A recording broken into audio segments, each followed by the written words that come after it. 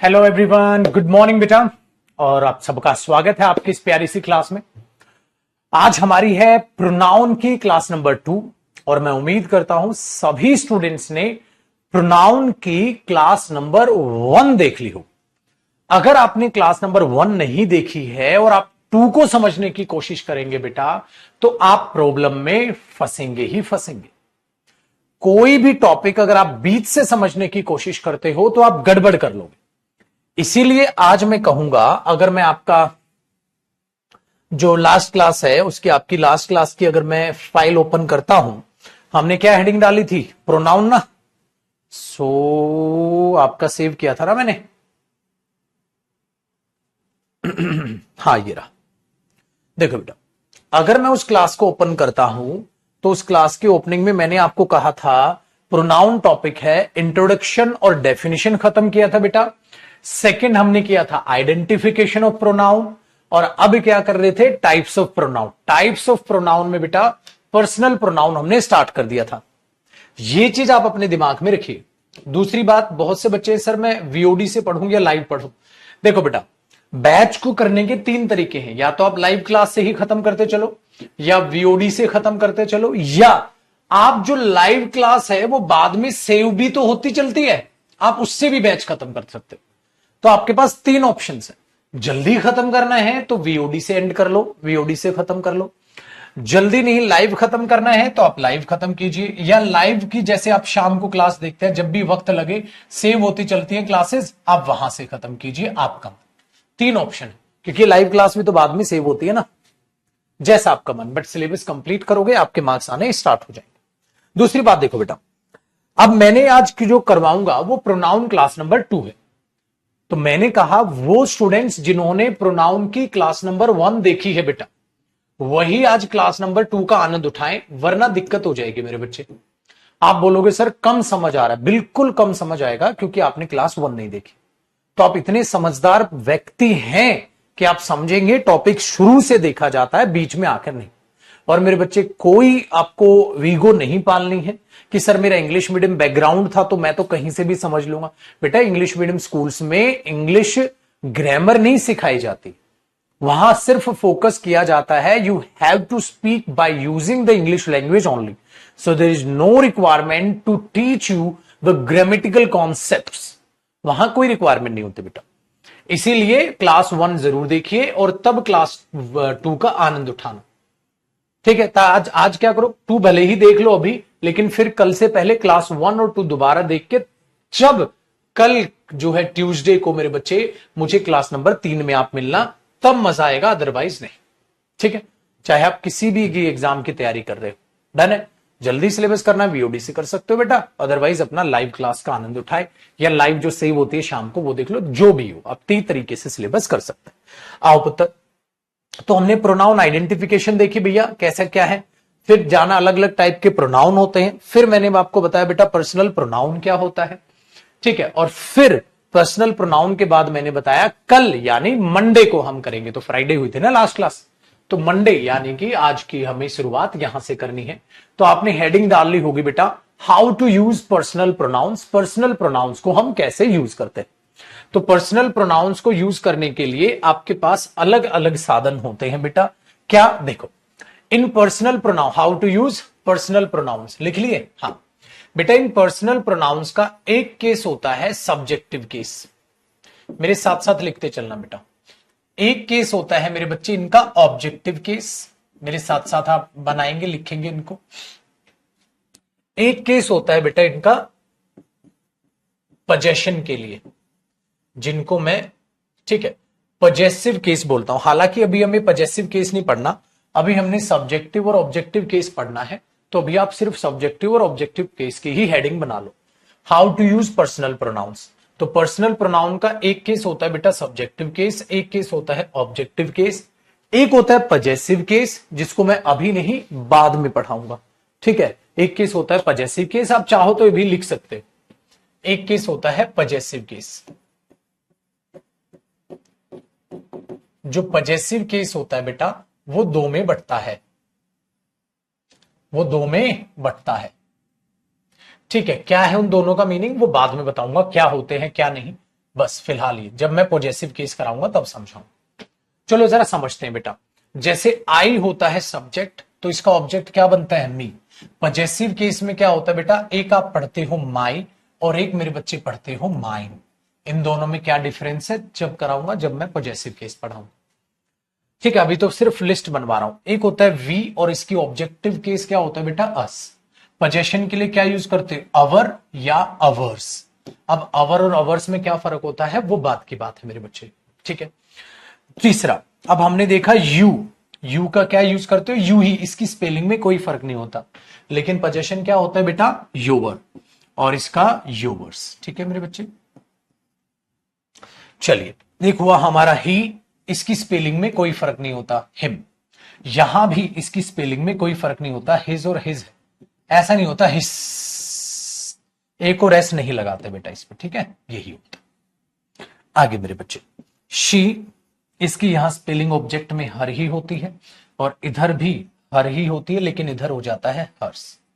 एक होता है मेरे बच्चे दे, यहां होता है उसका ऑब्जेक्टिव देम, और एक क्या होता है मेरे बच्चे, देयर, और एक होता है देयर्स। ठीक है, इसको हम ऐसे यूज करते हैं। इसके नीचे आप एक प्यारा सा नोट लगाएंगे और नोट लगा के समझेंगे। दो प्रोनाउन में जो बिल्कुल आपको सेपरेट पढ़ाऊंगा वो है मेरे बच्चे इट। इट को आप सर्कल करके स्टार लगाना, क्योंकि इट एक ऐसा प्राणी है जो पजेसिव प्रोनाउन भी है और ये बाकी भी काम कर लेता है बेटा, तो इसको हमें अलग से पढ़ना पड़ेगा। यूज ऑफ इट अलग से पढ़ेंगे, और एक और होता है यूज ऑफ वन, ONE, जिसको भी हम अलग से पढ़ेंगे। यूज ऑफ वन जिसको बोलते हैं हम ONE, उसको भी हम अलग से पढ़ेंगे बेटा। वो बात की बात है, बिल्कुल बेफिक्र रहिए। तो हमने मेरे बच्चे ये करना है how to use personal pronoun, मतलब हमें सबको अलग अलग पढ़ना पड़ेगा। पहले मैं आपको पढ़ाऊंगा how to use subjective and objective case, फिर मैं पढ़ाऊंगा how to use possessive case, फिर मैं आपको पढ़ाऊंगा हाउ टू यूज इट। मतलब कितने काम हो गए, 3 काम हो गए बेटा। डन है। इन्हीं को हम मेरे बच्चे नॉमिनेटिव केस, एक्यूजेटिव केस, ठीक है, जेनेटिव केस, वो नाउन के केस में बोलते यहां पे से। ठीक है, बिल्कुल बेटा, विशेष आप प्रोनाउन से करो चालू, कोई टेंशन नहीं, बाद में करना उसे। ठीक है, चलो, तो अब हमारे आगे का सिलेबस समझ आ गया। मैंने क्या स्टार्ट किया बेटा, पर्सनल प्रोनाउन। पर्सनल प्रोनाउन कौन होते हैं, ये होते हैं सर। ये पर्सनल प्रोनाउन आपस में क्या हो गए, बिखर गए। अब बिखर गए तो इन सबको क्या करना पड़ेगा, पढ़ना पड़ेगा। तो सबसे पहले कहां से स्टार्ट कर रहे हैं, यहां से स्टार्ट कर रहे हैं। तो अब अपनी हेडिंग क्या डली, how to use subjective and objective case. Subjective और ऑब्जेक्टिव केस को कैसे यूज करें। पॉजेसिव को इसमें मिक्स नहीं कर रहे बेटा, ठीक है। हां, पॉजेसिव को हम करेंगे बिल्कुल सेपरेट, ताकि खिचड़ी ना बने। पहले इसको कर रहे हैं, फिर इसको करेंगे, फिर इसको करेंगे। जब इसको करेंगे बेटा, तो इनमें क्या क्या फर्क होते हैं वो सारी चीजें मैं आपको बताऊं, ठीक है। फिर मैं वो सारी चीजें आपको बताऊं।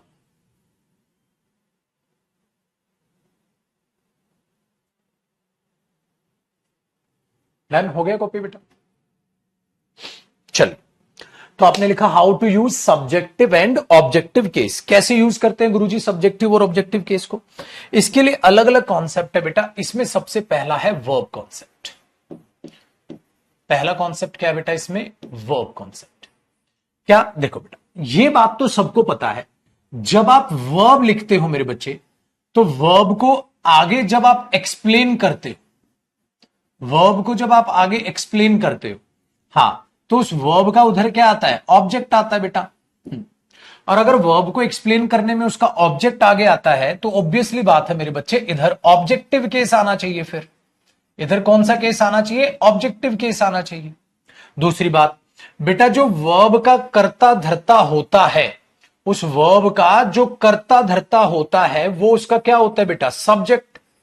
Very good. तो इसका मतलब जब सब्जेक्ट की तरह आएगा, तो कौन सा केस आना चाहिए बेटा, सब्जेक्टिव केस आना चाहिए गुरुजी। सो जो वर्ब का सब्जेक्ट है वो सब्जेक्टिव केस में होगा, और जो वर्ब की एक्सप्लेनेशन यानी कि वर्ब का ऑब्जेक्ट है बेटा, तो वहां वो किस चीज में आएगा, ऑब्जेक्टिव केस में होना चाहिए। बात की कहानी सिंपल हो गई, सिंपल हो गई। हां, तो इस तरीके से आपने चीजों को समझना है बेटा। बार बार प्लीज परेशान ना करें, जो भी नया बच्चा ज्वाइन कर रहा है प्रोनाउन से, वो प्रोनाउन की पहली क्लास से देख ले, कहानी खत्म। आपको कमेंट करने की जरूरत ही नहीं है, सर आज से समझ लो, पढ़ाना ना कर लो, ढिमकाना कर लो, लेट ना आया करो मेरे बच्चे, उसका वरना कोई इलाज नहीं। आप फिर कमेंट का रिप्लाई नहीं पाते, कहते हैं गुरुजी तो मेरी कमेंट का रिप्लाई नहीं दे रहे। मेरे बच्चे, बाकी बच्चे बोर हो जाएंगे, पागल कुत्तों की तरह मैं 5 मिनट भोगा हूं, पहली क्लास देख लो भैया जी, फिर दूसरी से पढ़ना, ये गलत बात है बेटा, आपका बिहेवियर गलत है ये चीज। ठीक है, चलो, तो हमने यहां से, और इंट्रो क्लास जरूर देख लें, सिलेबस कब होगा कैसे होगा सारी है। तो इंट्रो क्लास, फिर पहली क्लास, और आज दूसरी है प्रोनाउन की। अगर आप देखोगे ये छोड़ के हाँ काका के, तो यही डाउट पूछते रहोगे बेटा, बताओ यार, गलत बात है ना। आओ पुत्र, तो वर्ब का जो सब्जेक्ट है, जो करता रहता है बेटा, वो सब्जेक्ट हुआ, और वर्ब को जो एक्सप्लेन कर रहा है वो क्या हुआ, ऑब्जेक्ट हुआ। हमेशा ध्यान रखिएगा। चलो जरा समझने की कोशिश करते हैं इस पर बेस्ड कैसे क्वेश्चन आते हैं। जैसे कि मैंने आपसे एक एग्जाम्पल लिखा बेटा, मैंने बोला आई या मी, है ना, आई या मी, एम, ये ऐसे करते हैं, पहले सिंपल है, आई या मी, हेल्प शी या हर, भाई मैं उसकी मदद करता हूं। अच्छा बेटा देखो, वर्ब कौन सी इसमें, हेल्प है, इतना तो सबको पता है बेटा। मदद कौन करता है, सर मैं करता हूं, तो क्या आएगा, आई। हेल्प किसकी मदद करता है, सर उस लड़की की मदद करता है, तो क्या आएगा, हर। आई हेल्प हर, मैं उस लड़की की मदद करता हूं, तो मदद करने वाला सब्जेक्टिव केस हुआ। किसकी मदद हो रही है, वो उस वर्ब की क्या हुई बेटा, एक्सप्लेनेशन हुई। अगर एक्सप्लेनेशन हुई तो वो क्या होगा, ऑब्जेक्टिव केस में कहानी चली जाएगी। तो हमने क्या बोल दिया, आई हेल्प हर, बहुत आसान हुआ। ठीक है, नेक्स्ट देखो, नेक्स्ट देखो, साथ साथ कॉपी करना। दे या देम विल मीट हिम या ही, बताओ बेटा, वे मुलाकात करेंगे किससे, हिम से या ही से। ठीक है, और वे मुलाकात करेंगे तो दे मुलाकात करेंगे या देम मुलाकात करेंगे। आपने बोला सर फिर से वही खेल, सब्जेक्ट या ऑब्जेक्ट की कहानी यहां पर बयां हो रही है सर, और सब्जेक्ट और ऑब्जेक्ट की कहानी बयां हो रही है बेटा, तो क्या आएगा, दे, वे मुलाकात करेंगे किससे करेंगे, सर वो एक्सप्लेनेशन हुई, हिम से करेंगे। तो इसका मतलब बच्चा कहता है अच्छा सर, इसका मतलब वर्ब से पहले सब्जेक्ट और वर्ब के बाद में ऑब्जेक्ट हुआ। ये तो हुआ, वर्ब से पहले सब्जेक्ट हुआ सर, और वर्ब के बाद ऑब्जेक्ट हुआ। नहीं बेटा, वर्ब से पहले सब्जेक्ट होगा, क्या होगा, वो डिपेंड करेगा पुत्र जी टाइप ऑफ सेंटेंस पर। तो इसी के नीचे आप लिखोगे टाइप्स ऑफ सेंटेंस। कैसे, देखो बेटा, जो सेंटेंस का स्ट्रक्चर होगा ना, उस पर डिपेंड करेगा ऑब्जेक्ट या सब्जेक्ट कैसे आएगा। और सेंटेंस का स्ट्रक्चर कैसे जानेंगे, वो टाइप ऑफ सेंटेंस आपको बताएगा। जैसे मेरे बच्चे, पहला टाइप होता है सेंटेंस का, जिसे हम कहते हैं मेरे बच्चे अफर्मेटिव सेंटेंस। अफर्मेटिव सेंटेंस, ठीक है, जिन्हें हम क्या बोलते हैं, हा वाले वाक्य। अफर्मेटिव सेंटेंस को हम क्या बोलते हैं, हा वाले वाक्य, एक टाइप। दूसरा टाइप क्या होता है, नेगेटिव सेंटेंस।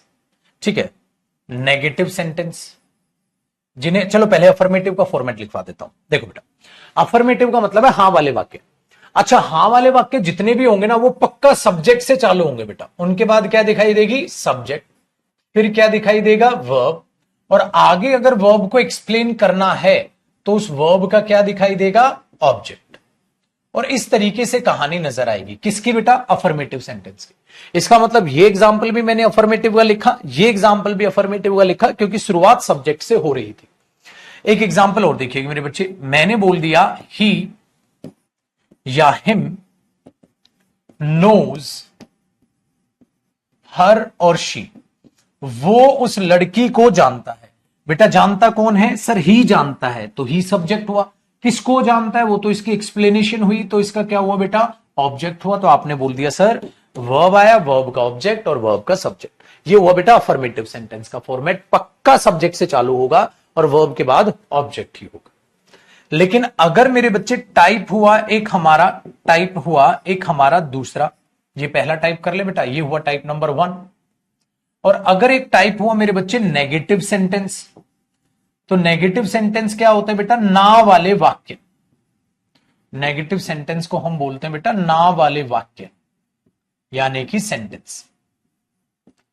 ठीक है, अब ना वाले वाक्य हैं, वाक्य देख लें बेटा, हिंदी ऐसे ही लिखेंगे ना, तो पक्का किससे स्टार्ट होंगे? सब्जेक्ट से ही स्टार्ट होंगे, लेकिन मेरे बच्चे उनके बाद क्या होगा? Helping verb.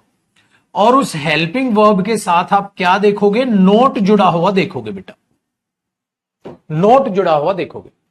फिर आएगी आपकी मेन वर्ब। अब आप प्यारे बच्चे हो, मेन वर्ब, हेल्पिंग वर्ब आपको पता है। हेल्पिंग वर्ब कौन सी होती है बेटा? जो मेन वर्ब की हेल्प करे, मदद करे। फिर आएगी मेन वर्ब, और इस मेन वर्ब को अगर हम आगे एक्सप्लेन करेंगे बेटा, फिर आपको उसका ऑब्जेक्ट जो है वो नजर आ जाएगा। जैसे जैसे मैंने बोला वे उसको नहीं जानते, तो आप क्या देखते हो? दे या देम डू नॉट नो हर और शी। आपने जैसे ही देखा आपने बोला हां सर ये नेगेटिव सेंटेंस है, लेकिन चाहे अफर्मेटिव हो चाहे नेगेटिव हो, स्टार्ट तो मेरे बच्चे क्या होगा? सब्जेक्ट से ही होगा, तो आप क्या बोलोगे? दे। अच्छा, डू नॉट में डू क्या हुआ बेटा? Helping verb. इसका मतलब ये नो क्या हुआ? Main verb. और हेल्पिंग वर्ब के बाद आप क्या देख रहे हो बेटा? नोट देख रहे हो। किसको नहीं जानते? उस लड़की को नहीं जानते, तो बेटा वहां क्या आएगा? हर। वे उसे नहीं जानते या वे उस लड़की को नहीं जानते, सो दे डू नॉट नो हर। इसका मतलब ये हुआ सर हमें सब्जेक्टिव ऑब्जेक्टिव केस पहचानना आ गया, सब अफर्मेटिव सेंटेंस में या नेगेटिव। तो पेपर में या तो सेंटेंस क्या होगा बेटा? अफर्मेटिव, या सेंटेंस क्या होगा? नेगेटिव। तो उस केस में आप सब्जेक्ट से हमेशा शुरुआत करते हुए पाओगे। दोनों आया, फटाक से कॉपी करो, फिर आगे बताता हूं। तो किसी भी बच्चे के पास पुत्र ये बहाना ना रहे कि सर बेसिक से बताना, मेरे भाई बिल्कुल जीरो से है, इससे जीरो इंग्लिश होती ही नहीं है मेरे बच्चे। चलिए, और डाउट उसी बच्चे का लिया जाएगा बेटा जो क्लास से रिलेटेड होगा। अगर क्लास से रिलेटेड नहीं, वो इंट्रो क्लास से रिलेटेड डाउट है, इंट्रो क्लास देखिए बेटा। बाकी बच्चे परेशान हो जाते हैं यार, मैं बार बार एक ही बात को पागलों की तरह दोहराता रहता हूं ना, उनके सर में दर्द हो जाता है कि गुरुजी पढ़ाओ ना यार। आप पागलों की तरह डेली बोलते रहो कि बेटा सीए से होगा सिलेबस, बेटा सारे एग्जाम क्लियर होंगे, बेटा ये होगा, बेटा ये होगा। वो बेटा पक चुका है, वो तो बेचारा पहली क्लास से देख रहा है ना क्लास, वो पागल थोड़ी ना है कि बीच में आके बैठ रहा है। तो इसलिए बाकी जो बच्चे जो नाराज हो जाते हैं, सर आप मेरे को नहीं बता रहे सिलेबस, मुझे जल्दी करना है कैसे, भाई इंट्रो वीडियो देख ले, ठीक है ना। मैं बाकी बच्चों का भविष्य खराब नहीं कर सकता बेटा, वो बुरा मान जाए। सेम बात रिपीट करना अच्छा नहीं लगता इंसानियत के नाते, ठीक है। चलो कॉपी करो छुटकू, फिर देखते हैं बेटा टाइप नंबर 3।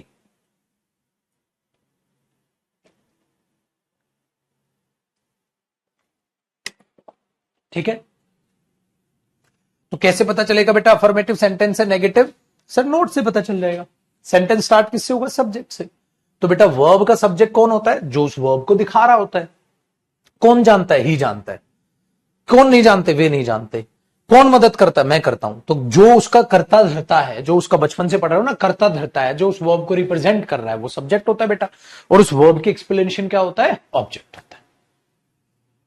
आपने बोला सर आसान हो गया। आप देखो मेरे बच्चे टाइप नंबर 3। सर और कौन सा टाइप परेशान करेगा हमें?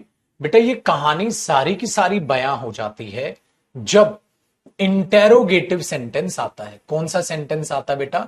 Interrogative sentence. मेरे बच्चे इंटेरोगेटिव सेंटेंस क्या होता है? क्या वाले वाक्य, क्या जिनमें क्वेश्चन पूछा जाता है, तो उनको हम क्या लगाते हैं बेटा? उनपे क्वेश्चन मार्क लगाते हैं। आपको पता है ये 2 टाइप के होते हैं बेटा इंटेरोगेटिव सेंटेंस। कैसे होते हैं सर? देखो मेरे बच्चे, ये चालू होते हैं पहले ए, सबसे पहले आपको हेल्पिंग वर्ब लगानी होती है। अच्छा गुरुजी, और उसके बाद सब्जेक्ट आता है। अच्छा, इसका मतलब ये हुआ बेटा इसमें हेल्पिंग वर्ब पहले और सब्जेक्ट बाद में पहुंच जाता है, तब हम इसको बोलते हैं क्या वे अपना काम कर रहे थे, क्या वे वहां जा रहे थे, क्या वो उनकी बात कर रहा था, क्या तुम उसे जानते हो, इस तरीके की बातें। फिर उसके बाद मेन वर्ब आती है बेटा, उसके बाद मेन वर्ब आती है, और फिर इस मेन वर्ब को अगर आप एक्सप्लेन करते हो मेरे बच्चे, तो उधर क्या आएगा? ऑब्जेक्ट आएगा। इसका मतलब ये हुआ ऑब्जेक्टिव केस आएगा। इसका मतलब ये हुआ मेरे बच्चे, फिर क्या देखोगे आप? क्वेश्चन मार्क देखोगे। एक तो इस टाइप का स्ट्रक्चर होता है। ये ऐसे क्वेश्चन होते हैं जिनका आप हां या ना में जवाब दे सकते हो, जिनका आप हां या ना में जवाब दे सकते हो, और बाद में इंटेरोगेटिव ठीक है, आपका साइन आ जाएगा क्वेश्चन मार्क। तो कैसे बनते हैं सर? देखो, अगर मैं कहता हूं मेरे बच्चे, अगर मैं कहता हूं वो अपना काम कर रहा है, तो आप क्या बोलते हो? He is doing his work. तो ये सेंटेंस कौन सा हुआ बेटा? आप ही बोलोगे ना, हिम तो नहीं बोलोगे। देखो, ही इज, ठीक है, डूइंग हिज वर्क, वो अपना काम कर रहा है, तो आप क्या बोलोगे? He is doing. ही आए ना, लेकिन ये सेंटेंस तो अफर्मेटिव है बेटा। अगर नेगेटिव बनाओगे तो he is not doing his work, negative बनाओगे तो क्या बन जाएगा बेटा? He is not doing his work, वो अपना काम नहीं कर रहा है। ये क्या बन गया? नेगेटिव। लेकिन मेरे बच्चे इसका इंटेरोगेटिव बनाओगे तो आप क्या करोगे? ये जो हेल्पिंग वर्ब है ना बेटा, ये पहले चली जाएगी। क्या वो अपना काम कर रहा है? तो क्या आएगा? Is he doing his work, क्या वो अपना काम कर रहा है?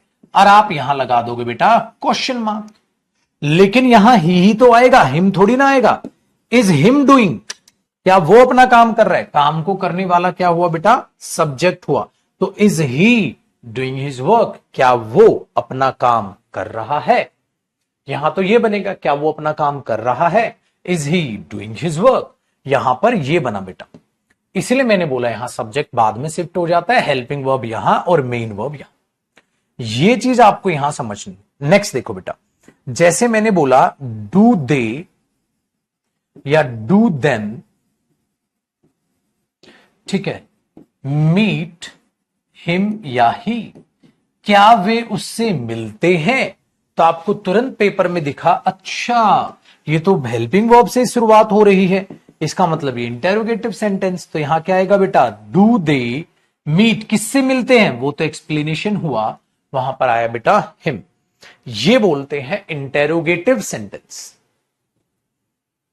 ठीक है, प्रोनाउन हो या नाउन हो, जैसे हमने बोल दिया do the boys meet him, तो बॉयज हो गया वहां सब्जेक्ट, तो डू दे मीट हिम। ये बना मेरे बच्चे इंटेरोगेटिव सेंटेंस। सर अगर इंटेरोगेटिव के साथ साथ नेगेटिव भी बनाना हो, कोई बात नहीं बेटा, नोट लगा दो। जैसे is he not doing his work, कुछ नहीं होता। जैसे ध्यान से सुनो, आर दे आएगा ना बेटा, देम तो नहीं आएगा। आर दे या देम नॉट, ठीक है, नॉट क्लीनिंग द रूम, क्या वे वो कमरा साफ नहीं कर रहे हैं? तो आप क्या बोलोगे बेटा? क्या बोलोगे? Are they. तो ये इंटेरोगेटिव के साथ साथ नेगेटिव भी हो गया, कोई दिक्कत नहीं। तो इसमें क्या होगा बेटा? सेंटेंस हेल्पिंग वर्ब से स्टार्ट कर दिए जाते हैं, उस हेल्पिंग वर्ब के बाद सब्जेक्ट होता है। तो कहां कहां सब्जेक्टिव केस नजर आएगा, कहां कहां वर्ब का सब्जेक्ट होता है, तो बेटा वो चीज बड़ी आसान हो गई। ठीक है, लेकिन अब भी हमारे पास कुछ ऐसे बच्चे जो कहते हैं सर सब्जेक्ट ऑब्जेक्ट अब भी पहचान में नहीं आया मेरे भाई, क्या बताऊं इसका इलाज? थोड़ा सर पे गोबर लीप के सो। अरे भाई मेरे, तो ये कह रहा है 2 और 2 कितने होते हैं? 4 साल, ये समझ नहीं आया। अरे लालत है ऐसे ज्ञान पर, बिल्कुल ही अंधा है क्या है बेटा?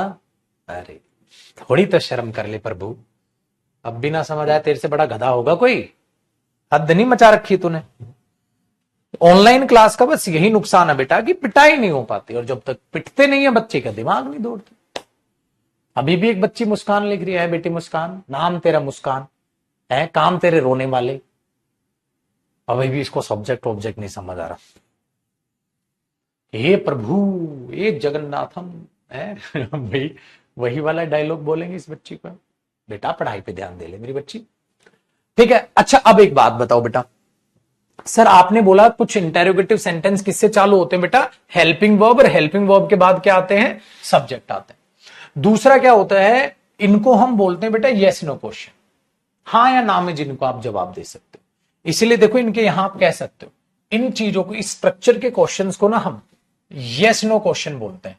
यस नो क्वेश्चन मतलब जिनका हां या ना में जवाब दे सकते हो, हां या ना, या इन्हें हम क्लोज एंडेड क्वेश्चन बोलते हैं। क्लोज एंडेड क्वेश्चन क्यों बोलते हैं गुरुजी? क्योंकि बेटा ये क्लोज है, हां या ना में आंसर कर दो। जैसे देखो मैंने बात कही बेटा, is he doing his work? Yes. Is he doing his work? No. बस ये बोलते हो आप, हां ना में इनका आंसर दे सकते हो। दूसरे टाइप के क्वेश्चन है, उनका नाम पता है बेटा क्या पड़ा? उनका नाम पड़ा मेरे बच्चे क्वेश्चन वर्ड क्वेश्चंस, या इन्हें कहते हैं ओपन एंडेड क्वेश्चंस। पहले लिख लो ओपन एंडेड क्वेश्चंस, इन्हें हम ओपन एंडेड क्वेश्चंस कहते हैं, या इन्हें कह देते हैं मेरे बच्चे आपके क्वेश्चन वर्ड क्वेश्चंस। क्यों सर? क्योंकि बेटा ये क्वेश्चन वर्ड से पूछे जाते हैं। क्वेश्चन वर्ड क्वेश्चंस, ये क्वेश्चन वर्ड से पूछे जाते हैं। क्वेश्चन वर्ड कैसे? वाई, हाउ, व्हेन, वेयर, कहां जा रहा है, क्या कर रहा है तू, क्या खरीदा था तूने, किससे मिला था तू, क्यों गया था वहां, ये टाइप के। मतलब क्या तुम वहां गए थे, ये रहा, क्यों गए थे तुम वहां, कैसे गए थे तुम वहां, किसके साथ गए थे तुम वहां, कब गए थे, कहां गए थे, ये चीज है। समझ आई बात? तो यहां पर ये छानी बनती है बेटा, तो हमारे पास इसका स्ट्रक्चर क्या बनता है, लिखो बेटा, इसका फॉर्मेट पक्का आपको सबसे पहले वो क्वेश्चन वर्ड नजर आ जाएगा बेटा, जो भी आप पूछना चाहते हो। उसके बाद हेल्पिंग वर्ब आएगी। अच्छा अच्छा अच्छा गुरुजी, इसका मतलब इसका स्ट्रक्चर इसका सेम है बेटा, बस यहां फर्क है, यहां क्वेश्चन वर्ड आ जाएगा, ऐसा लग रहा है बस, और कोई फर्क नहीं है। फिर आपको क्या नजर आएगा बेटा, यहां सब्जेक्ट देखो बेचारा कहां शिफ्ट हो गया, देख रहे हो कहां शिफ्ट हो गया सब्जेक्ट। उसके बाद आएगी बेटा मेन वर्ब, और मेरे बच्चे अगर उस मेन वर्ब के एक्सप्लेनेशन में अगर कोई ऑब्जेक्ट है तो वो ऑब्जेक्टिव केस आ जाएगा। ओ रे रे रे रे, देख रहे हो भैया? और फिर बाद में जाके आएगा मेरे बच्चे क्वेश्चन मार्क। तो आप कहोगे सर ये भी आपने आसान, जब मैंने सारे सेंटेंस के स्ट्रक्चर ही बता दिए तो आपको अब सब्जेक्ट या ऑब्जेक्ट पहचानने में कोई दिक्कत ही नहीं होनी चाहिए बेटा।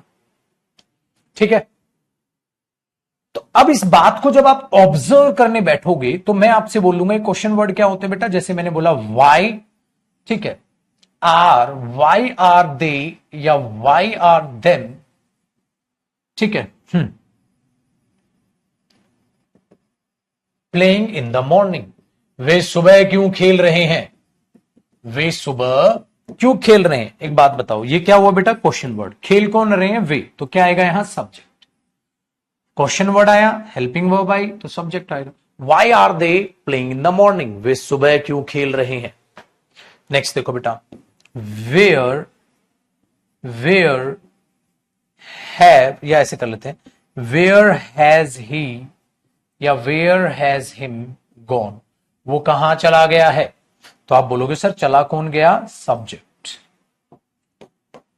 ठीक है, नेक्स्ट देखो बेटा, वाई डू दे या देम हेल्प शी या हर, वे उस लड़की की मदद क्यों करते हैं, क्यों करते हैं वे उस लड़की की मदद। तो आपने क्या बोला बेटा, why do they help her या she, why do they help her.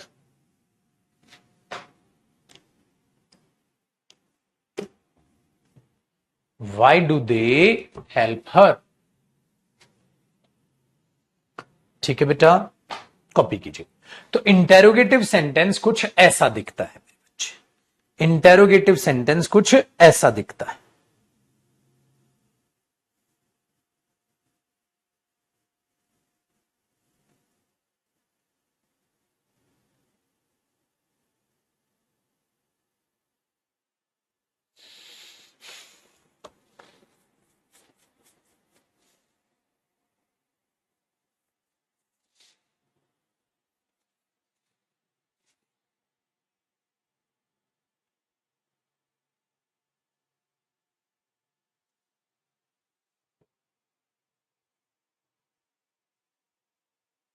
Copy साथ साथ रखना बेटा, ज्यादा टाइम नहीं दूंगा मैं, कॉपी करने में हम ज्यादा समय व्यर्थ नहीं करेंगे। बेटा तन्वी अगर ब्लैक शो हो रही है पीडीएफ तो आप एक बार हमारी हेल्पलाइन पे कॉल करना, आपके मोबाइल में ऐसा क्यों हो रहा है। ठीक है भैया, आओ जी भैया। देखो बेटा साथ साथ कॉपी रखना है, क्योंकि ये कोई तीर कमान नहीं चला रहे हो, ये 6ठी 7वीं क्लास की बातें हैं, छोटी बातें हैं बेटा, बेसिक। ठीक है, आसान हुआ। तो ये कौन सा सेंटेंस था? इंटेरोगेटिव सेंटेंस था बेटा, टाइप नंबर 3। तो इसमें ऐसे स्ट्रक्चर दिखेंगे। आपको एक जादू दिखाता हूं। जादू है मेरे बच्चे टाइप नंबर 4 में सेंटेंस के। बेटा फोर्थ टाइप का सेंटेंस होता है इंपेरेटिव सेंटेंस। क्या लिखा बेटा मैंने? Imperative sentence. गुरुजी ये इंपेरेटिव सेंटेंस क्या होता है? बेटा इंपेरेटिव सेंटेंसेस को हम बोलते हैं आदेशात्मक सेंटेंसेस। इनमें क्या करते हैं, हम किसी को डायरेक्ट ऑर्डर दे देते हैं, डायरेक्ट सलाह दे देते हैं, डायरेक्ट कमांड कर देते हैं, कुछ भी कर सकते हैं। इन क्वेश्चंस में हम क्या करते हैं बेटा? डायरेक्ट किसी को डायरेक्ट ऑर्डर, रिक्वेस्ट, ठीक है, सजेस्ट कर देते हैं, कमांड कर देते हैं, फलाना ढिमकाना। डायरेक्ट आप किसी को बोलते हो। डायरेक्ट कैसे बोला जाता है बेटा? इन सेंटेंस के फॉर्मेट पता है क्या होते हैं? बड़े अजीबोगरीब। क्या होते हैं मेरे बच्चे? इनमें आपको डायरेक्ट ही सेंटेंस वर्ब की फर्स्ट फॉर्म से स्टार्ट होता नजर आएगा। डायरेक्ट वर्ब की फर्स्ट फॉर्म से सेंटेंस स्टार्ट नजर आएगा, डायरेक्ट। और उस वर्ब को अगर एक्सप्लेन करोगे तो उसका क्या नजर आएगा? ऑब्जेक्ट। फिर क्या नजर आएगा बेटा? उसका ऑब्जेक्ट। लेकिन आप कहोगे गुरुजी ये कैसे सेंटेंस है, सब्जेक्ट ही गायब है। हां बेटा, इसमें सब्जेक्ट गायब है। इसका सब्जेक्ट कौन होता होगा? सोचते हैं अभी। ये तो हुआ इसका अफर्मेटिव। अगर नेगेटिव हो तो इससे पहले क्या आएगा बेटा? Do not. फिर डू नॉट के बाद ये वर्ब की फर्स्ट फॉर्म, और फिर इस वर्ब की फर्स्ट फॉर्म के बाद अगर आप इस वर्ब को एक्सप्लेन करोगे तो उसका ऑब्जेक्ट। ऐसे होते। अब आप बोलोगे गुरुजी इसमें सब्जेक्ट कहां गायब हो गया इसका? बेटा ठीक है, डन है। अच्छा विशेष बच्चे, बहुत बढ़िया, थैंक यू मेरे बच्चे। आयशा है, तरुण है, ठीक है, इन्होंने सॉल्यूशन बताया। बेटा जिन बच्चों को पीडीएफ ब्लैक शो होती है वो फोन में जो डार्क मोड आप ऑन करके रखते हो उसकी वजह से पीडीएफ ब्लैक शो होती। सो आप अपने फोन में से डार्क मोड हटा दो तो आपकी पीडीएफ ब्लैक शो नहीं करेगी। तो हम धन्यवाद करना चाहेंगे यहां से विशेष, आयशा और तरुण का, जिन्होंने ये साझा हमारे साथ जानकारी की है। ठीक है, आ जाओ मेरे बच्चे।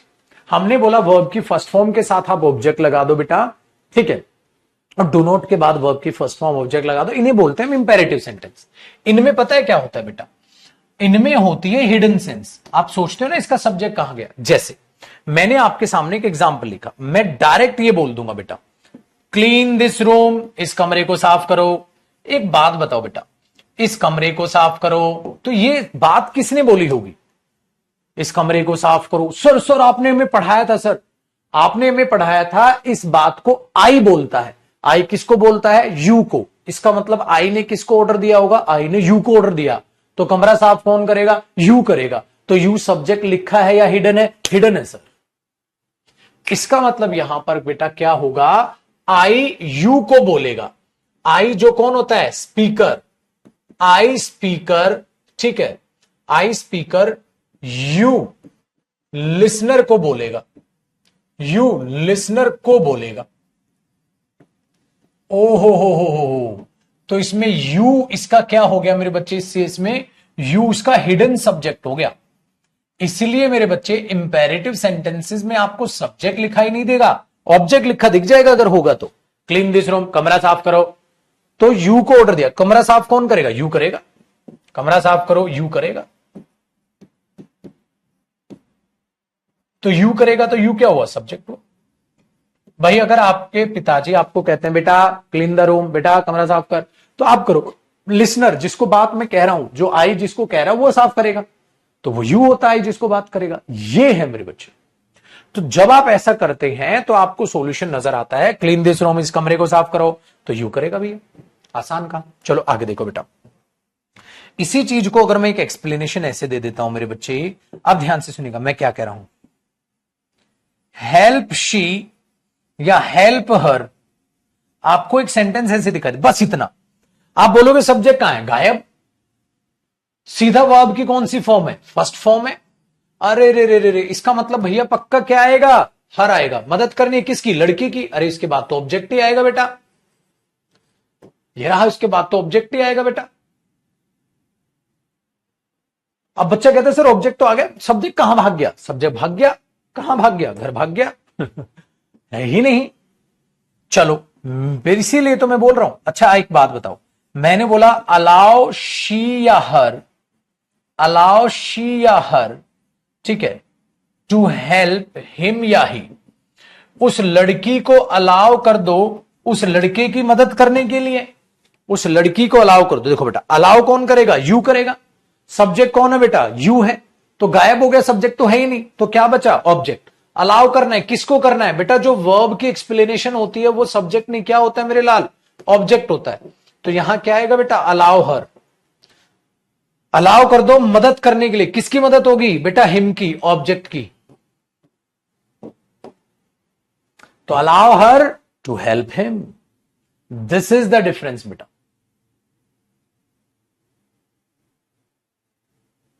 आया ना मजा? तो यहां से आप चेक करो, allow her to help him, allow कर दो उस लड़की को उस लड़की की मदद करने के लिए। तो बच्चा ये, अच्छा बच्चा अगला एग्जांपल देखो बेटा, अलाउ करने का एक और मतलब होता है लेट, लेट का मतलब भी होता है अलाउ करना। अगर मेरे बच्चे मैं ये कहूं लेट शी या हर, लेट शी या हर, हां, read the news paper, read the news paper, उस लड़की को अखबार पढ़ने दो। तो लेट भी क्या होता है बेटा? अलाउ करना। तो हमने क्या देखा? लेट वर्ब की कौन सी फॉर्म है? फर्स्ट फॉर्म से सेंटेंस चालू हो रहा है। तो बेटा कौन सा सेंटेंस हुआ? इंपेरेटिव हुआ। तो कौन किसको कौन करेगा अलाउ? यू करेगा। किसको करेगा बेटा? हर को। Let her read the news paper, let her read the news paper, उसे न्यूज़पेपर पढ़ने दो।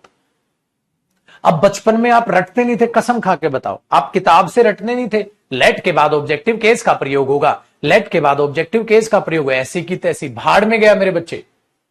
आप गलत रट रहे हो। लेट के बाद ऐसा मत करो मेरे बच्चों कि लेट के बाद ऑब्जेक्टिव केस का प्रयोग होगा और आप इस चीज को रटो। बच्चा सीखो, वर्ब के बाद वर्ब की एक्सप्लेनेशन यानी कि ऑब्जेक्ट आएगा, और लेट के बाद ऑब्जेक्ट इसलिए आ रहा है क्योंकि वर्ब के बाद ऑब्जेक्ट आएगा। वो तो अलाउ के बाद भी आ रहा है, वो तो हेल्प के बाद भी आ रहा है।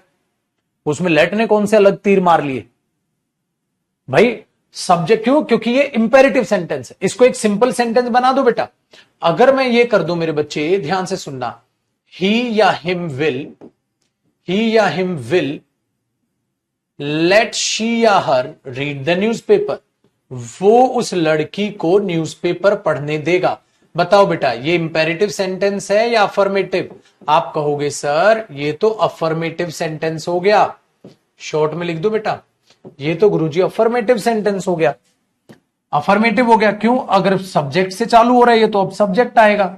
तो ये क्या है? वर्ब है, और वर्ब के बाद क्या आएगा? किसको अलाउ करेगा? वो लड़की को, तो हर आएगा। तो अब भी तो हर आया उसके बाद। हाँ, पहले सब्जेक्ट डाल दिया तो अब यहां ये इंपेरेटिव सेंटेंस था और ये क्या हो गया बेटा? अफर्मेटिव सेंटेंस हो गया। ऐसा जरूरी थोड़ा ना पागलों की तरह हम हमेशा बोले कि जो है लेट से सेंटेंस शुरुआत होते हैं। क्यों? क्योंकि बीच में लेट यूज होगी तो बेटा, बीच में लेट यूज होगी तो, बीच में होगी तो फिर अफर्मेटिव सेंटेंस होगा या नेगेटिव सेंटेंस होगा, या हो सकता है इंटेरोगेटिव सेंटेंस हो जाए। ये भी तो हो सकता है। क्या वे उसे वहां जाने देते हैं? अगर मैं ऐसे बना दूंगा बेटा तो मेरे बच्चे बताओ, डू दे या डू देम, हाँ देखना, लेट हिम या ही, हाँ, प्ले हॉकी, क्या वे उसे हॉकी खेलने देते हैं? तो आप बोलोगे अरे सर ये तो इंटेरोगेटिव सेंटेंस है। बेटा जी, इंटेरोगेटिव सेंटेंस में हेल्पिंग वर्ब के बाद क्या आता है? सब्जेक्ट आता है सर। लेट वर्ब है और वर्ब के बाद क्या आएगा बेटा? ऑब्जेक्ट आएगा। तो लो भाई मेरे, लेट को जैसे भी सेंटेंस में यूज करना आप यूज करो, रट्टा क्या मारना है इसमें। जब मैं ऑफलाइन में पढ़ा रहा था, बच्चा खड़ा होकर बोलता है सर मैंने किताब में पढ़ा लेट के बाद ना ऑब्जेक्टिव केस का प्रयोग होगा, इसलिए यहां ऑब्जेक्टिव केस है। मैंने बोला पागल है क्या बुद्धू? हजारों वर्ब है, हजारों वर्ब रटता फिरेगा तू। अरे हर वर्ब के बाद अगर एक वर्ब की एक्सप्लेनेशन है तो बेटा ऑब्जेक्टिव केस ही आएगा। इसमें आपने कौन सा नए झंडे गाड़ दिए? तो सेंटेंस के टाइप के हिसाब से हम बताते हैं बेटा सब्जेक्टिव केस की पोजीशन कहां और ऑब्जेक्टिव केस कहां होगा। ऑब्जेक्टिव केस तो खैर मेन वर्ब के बाद ही होता है, लेकिन सब्जेक्ट की पोजीशन चेंज होती रहती है। सब्जेक्ट स्टार्टिंग में होगा अफर्मेटिव में, सब्जेक्ट स्टार्टिंग में होगा नेगेटिव में, लेकिन इंटेरोगेटिव में सब्जेक्ट हेल्पिंग वर्ब के बाद होता है, और इंपेरेटिव में सब्जेक्ट होता ही नहीं, गायब होता है। खाली वर्ब की शॉर्ट फॉर्म। अच्छा, सबसे छोटा सेंटेंस क्या लिख सकते हो आप बेटा? अगर आप ग्रामर में बोलोगे सबसे छोटा सेंटेंस हो सकता है खाली वर्ब की फर्स्ट फॉर्म लिख दो और कुछ मत लिखो। पता है वो पूरा सेंटेंस है। जैसे कोई शेर आया, मैंने बोला भागो, मैं सिर्फ पता है क्या बोलूंगा, रन। ये अपने आप में पूरा सेंटेंस है बेटा। स्पीक, बोलो, रन, दौड़ो, पूरा सेंटेंस है। दौड़ो, अच्छा कौन दौड़ेगा? कौन दौड़ेगा बेटा? सर जिसको मैं कह रहा हूं, किसको कह रहा हूं? यू को कह रहा हूं। दौड़ेगा कौन? यू दौड़ेगा, क्योंकि वो सब्जेक्ट है उसका हिडन। तो आप अगर आपसे मैं पूछूं बेटा सबसे छोटा सेंटेंस क्या हो सकता है? सर वर्ब की फर्स्ट फॉर्म लिख दो, बस वर्ब की फर्स्ट फॉर्म लिख दो। जब मेरे बच्चे आप वर्ब की फर्स्ट फॉर्म लिख दोगे वो सबसे छोटा sentence. Speak, run, read, read पढ़ो, रीड दिस चैप्टर, इस चैप्टर को पढ़ो, क्लीन सफाई कर, क्लीन दिस रूम, इस कमरे की सफाई कर, क्लीन योर कार, अपनी कार की सफाई कर। इसलिए जब एम्पायर गेम चालू करता है तो एम्पायर यू कहता है ना, हाँ, और एम्पायर कहता है प्ले, खेलो, ठीक है। इसीलिए ध्यान से सुनो, इसीलिए मैं कहता हूं बेटा मार्केट की जब आप किताब उठाते हो तो ये आपका नाश इसलिए कर देती हैं क्योंकि तुम्हें ये रूल सिखाती हैं। और जब रूल सीखते हो तो आप इरिटेशन, आप बताओ मेरे बच्चे तुम्हें हंसी आ रही है ना उस रूल पे? ये बेवकूफ गधे किताब में छाप के बैठ जाते हैं कि लेट के बाद ऑब्जेक्टिव केस का प्रयोग करो। अरे गधो, हर वर्ब के बाद ऑब्जेक्ट है। तुम तो फिर ये भी लिखो, हेल्प के बाद ऑब्जेक्टिव केस लिखो, अलाउ के बाद ऑब्जेक्टिव केस का प्रयोग करें, नो के बाद ऑब्जेक्टिव केस का प्रयोग करें। क्या पागल बेवकूफ बना रखा बच्चे को? क्या सारी वर्ब रटते फिरोगे? अरे मेरे बच्चे वर्ब के एक्सप्लेनेशन में ऑब्जेक्ट ही आएगा। सो भाड़ में गया, लेट भी क्या है? वर्ब, तो वर्ब के बाद क्या आएगा? ऑब्जेक्ट ही आएगा। तो ये रूल क्यों बनाते हैं गधे? ये बेवकूफ है मेरे बच्चे, इन्होंने फ्यूचर खराब कर दिया बच्चों का। इन्होंने रूल लिख के किताब में फ्यूचर खराब कर दिया, जबकि बच्चे को ये बोलना चाहिए, इसको ये बोलना चाहिए कि वर्ब के बाद तो बेटा ऑब्जेक्ट ही आएगा। हाँ, तो कोई भी वर्ब हुई मेरे बच्चे, रट क्यों रहा है लेट के बाद ऑब्जेक्ट आएगा? अरे कोई भी वर्ब। चलो, आपको ऑब्जेक्टिव और सब्जेक्टिव केस पहचान में आ गए कैसे यूज करते हैं। तो मैंने सबसे पहले आपको क्या समझाया? वर्ब कॉन्सेप्ट, जिसको कैसे समझा आपने? Type of sentence. क्या सर सेंटेंस के 4 ही टाइप होते हैं? बेटा 2 टाइप और होते हैं, अभी नहीं, नरेशन टॉपिक में अपने बच्चे को समझाऊंगा कौन कौन से, मतलब बाकी तो उसमें जानते हैं इसको। इसको हम देखते हैं मेरे बच्चे, लिख देता हूं मैं, हालांकि अभी नहीं पढ़ा रहे इनको क्योंकि अभी जरूरत नहीं है। एक टाइप का सेंटेंस होता है बेटा जिसे हम बोलते हैं ऑप्टेटिव सेंटेंसेस। बेटा ऑप्टेटिव सेंटेंसेस में हम क्या करते हैं? आशीर्वाद देते हैं, किसी को कोसते हैं, जैसे मे गॉड ब्लेस यू, ठीक है ना, may you live long, may you die, जल्दी से मर जाओ, कोसना वोसना सब इसमें आते हैं। तो अभी नहीं पढ़ेंगे बेटा, इनमें बाद में पढ़ेंगे, अभी काम का नहीं है हमारे। और एक हमारे पास आता है मेरे बच्चे एक्सक्लेमेटरी। एक तो होता है एक्सक्लेमेटरी सेंटेंसेस और एक होता है ऑप्टेटिव सेंटेंसेस। सो एक्सक्लेमेटरी सेंटेंसेस और ऑप्टेटिव, ठीक है। तो ये हम पढ़ेंगे आपका कहां पर मेरे बच्चे? यहां हम इनको पढ़ेंगे जी, नरेशन टॉपिक। तो ये वहां के काम के हैं, अभी नहीं, अभी आपको इनको पढ़ने की जरूरत नहीं, अभी आपको ये 4 टाइप पढ़ने की जरूरत है, ठीक है। डन है बेटा, 4 टाइप पढ़ने की जरूरत थी, काम आसान हो। सर वर्ब कॉन्सेप्ट तो खत्म हो गया, मजा आ गया, अब कौन सा सिखाऊंगा मैं आपको? अब ये था मेरे बच्चे हमारा पहला कॉन्सेप्ट, आ जाओ भैया, ये था हमारा पहला कॉन्सेप्ट, वर्ब कॉन्सेप्ट। तो हमारी मेन हेडिंग क्या है? How to use subjective and objective case, जिसमें क्या पढ़ लिया हमने पढ़ लिया बेटा वर्ब कॉन्सेप्ट। अब आगे क्या पढ़ेंगे? आ जाओ जी, अब हम पढ़ेंगे दूसरा, क्या? Preposition concept.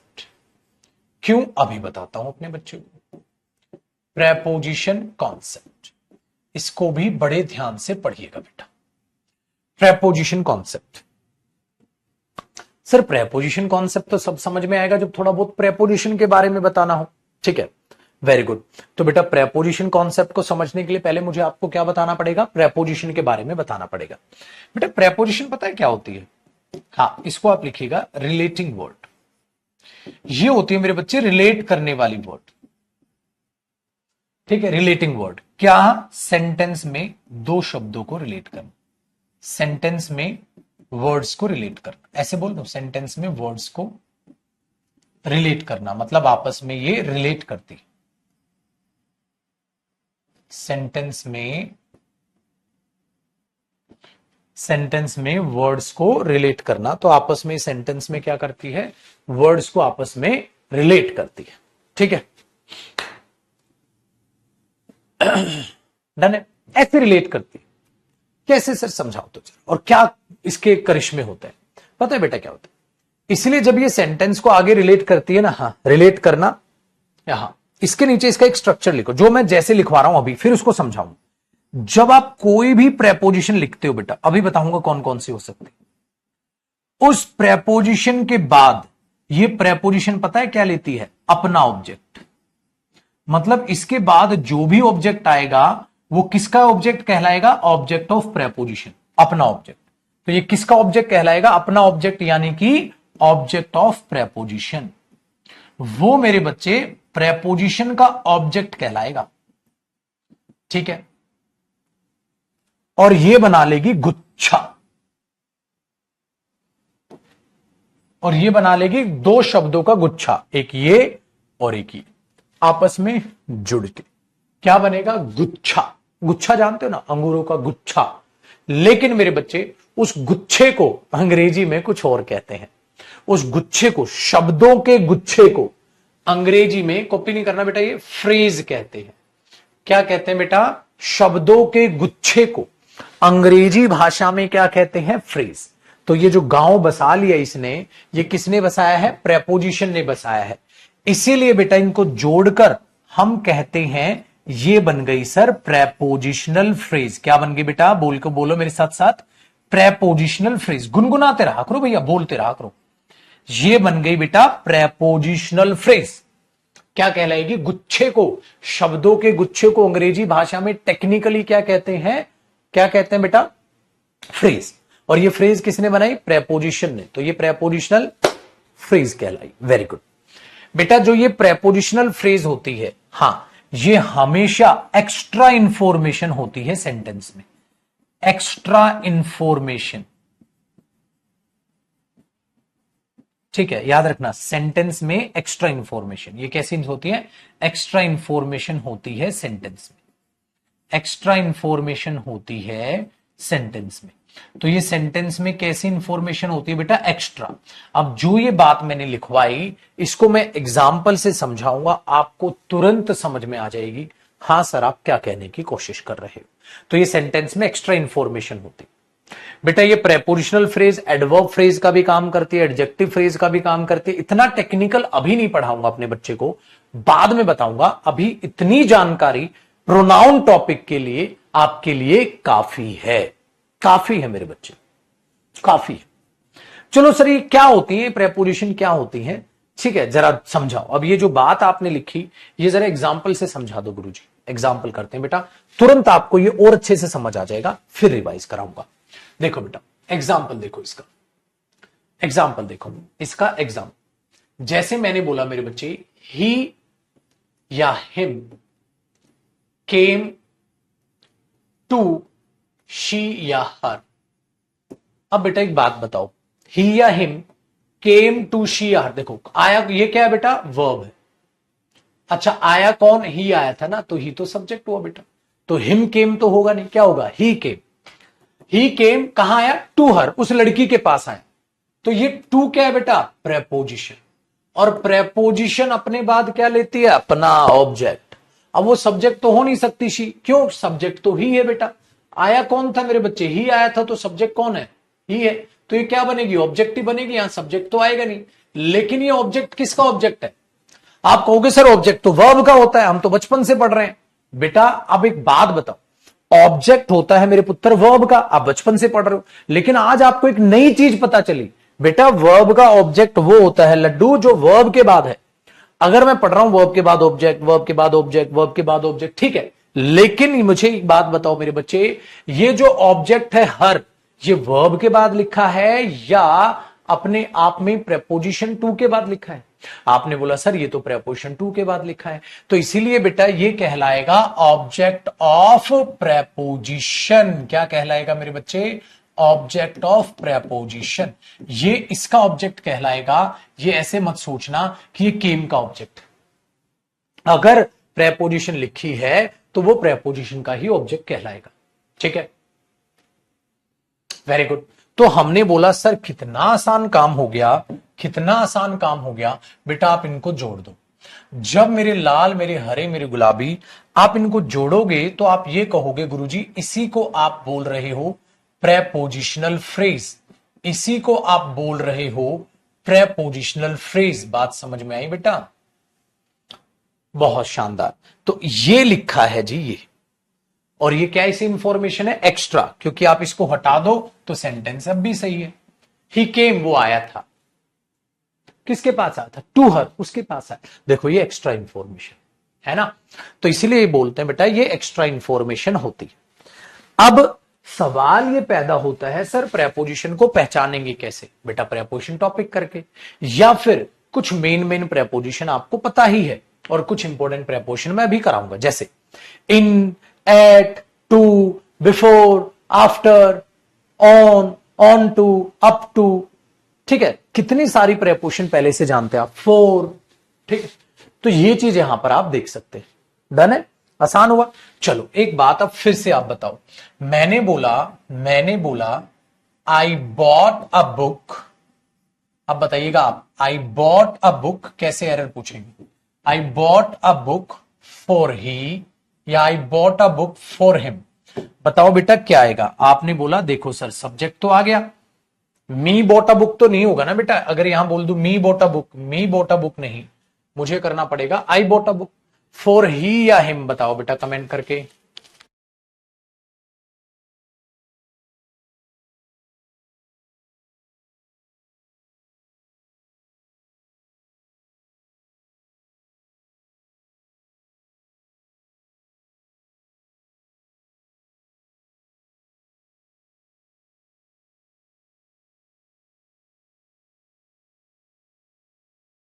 क्या मीनिंग आया?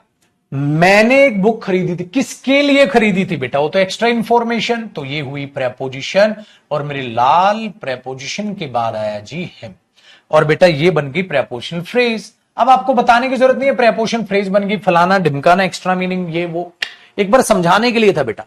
अब उसको गोली मारो। अब आपको पता है प्रेपोजिशन के बाद भी ऑब्जेक्टिव केस आएगा, वर्ब के बाद भी ऑब्जेक्ट है, प्रेपोजिशन के बाद प्रेपोजिशन का ऑब्जेक्ट है, वर्ब के बाद वर्ब का ऑब्जेक्ट है। सब्जेक्ट होगा वो वर्ब से पहले होगा जो वर्ब का होगा।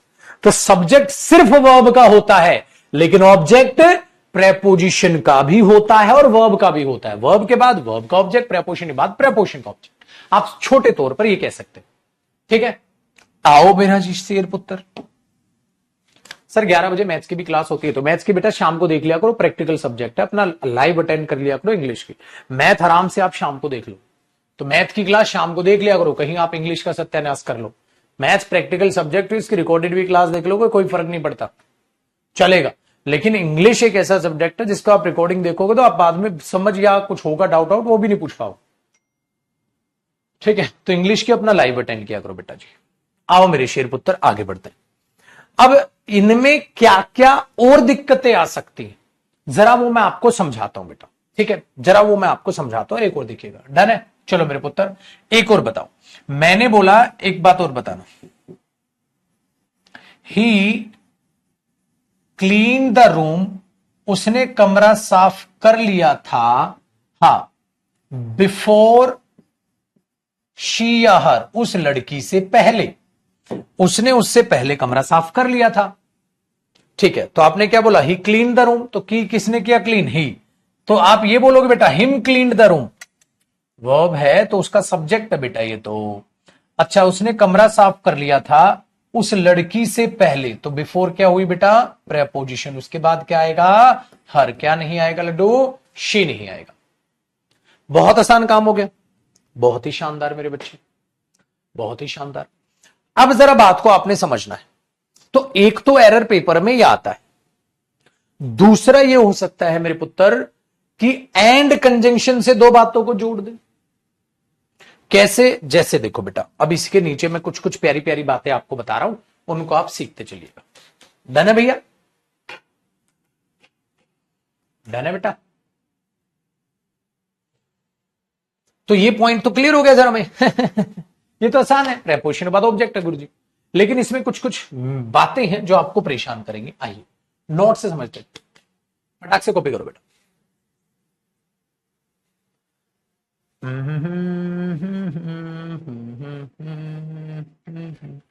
गोली की रफ्तार से, चीते की ढाल से। कॉपी करो बेटा।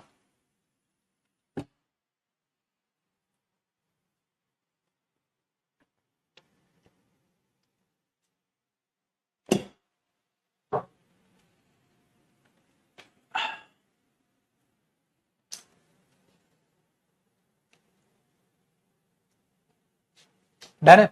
आओ मेरी शेर। बेटा नोट नंबर 1 क्या है गुरुजी इस नोट नंबर 1 में? या नोट नंबर 1 मत लिखो, खाली नोट लिख लो ज्यादा। बेटा एंड का ध्यान रखिएगा। अगर एक सब्जेक्ट है, हां, तो फिर एंड आएगा और एक सब्जेक्ट जोड़ देगा। तो एंड क्या करता है बेटा? सब्जेक्ट सब्जेक्ट को जोड़ेगा। और ये निकम्मा ऑब्जेक्ट है, हां, तो फिर एंड आएगा और ऑब्जेक्ट ऑब्जेक्ट को जोड़ेगा। है कि नहीं भैया? सब्जेक्ट सब्जेक्ट को जोड़ेगा, ऑब्जेक्ट ऑब्जेक्ट को जोड़ेगा। लेकिन वहां बेटा जी सब्जेक्ट आना था या ऑब्जेक्ट, वो आपको खुद पता लगाना होगा, एंड थोड़ी ना बताएगा। इसका मतलब ये चीज है बेटा। सो सर क्या करें? देखो, अगर मैं कह रहा हूं, पेपर वाला कह रहा है हिम एंड हर, ठीक है, will go there, him and her will go there, him और हर वहां जाएंगे। बेटा हिम और हर वहां जाएंगे मेरे बच्चे, ये तो है ही नहीं। अरे तो सब्जेक्ट है सर। तो बेटा हिम और हर या he and she? He and she will go there. He और शी वहां जाएंगे। तो एंड कुछ नहीं कर रहा। एंड तो कहता है भाई हम कुछ नहीं कर रहे, सब्जेक्ट सब्जेक्ट जोड़ेंगे, ऑब्जेक्ट ऑब्जेक्ट जोड़ेंगे, हम कुछ नहीं कर रहे सर। ठीक है। अच्छा पुत्र एक बात बताओ, फिर मैंने एक दूसरा एग्जाम्पल लिखा। डन। जैसे उसने बोला I will clean the room, मैं कमरे को साफ कर लूंगा। तो बेटा आई आएगा, मी तो नहीं आएगा क्योंकि यहां तो सब्जेक्ट चाहिए। तो I will clean the room before before he and she है। अरे ये क्या बात हुई सर? ये तो बिल्कुल ही बकवास हो गया। कैसे? देखो मैं कमरा साफ कर लूंगा उनसे और उससे पहले। तो बिफोर क्या हुआ बेटा? प्रेपोजिशन। तो मेरे लाल मेरे हरे गुलाबी, प्रेपोजिशन के बाद क्या आएगा? ऑब्जेक्ट। तो यहां क्या आएगा बेटा? हिम। तो उसके बाद भी क्या आना था बेटा? हर। तो इसलिए बेटा एंड कुछ नहीं कहता, एंड कहता है भैया जी ये देख लो वहां पर क्या होने वाला है क्या नहीं। ठीक है, वेरी गुड, डन है। तो आपको ये चीज यहां पर समझनी है। अच्छा सर,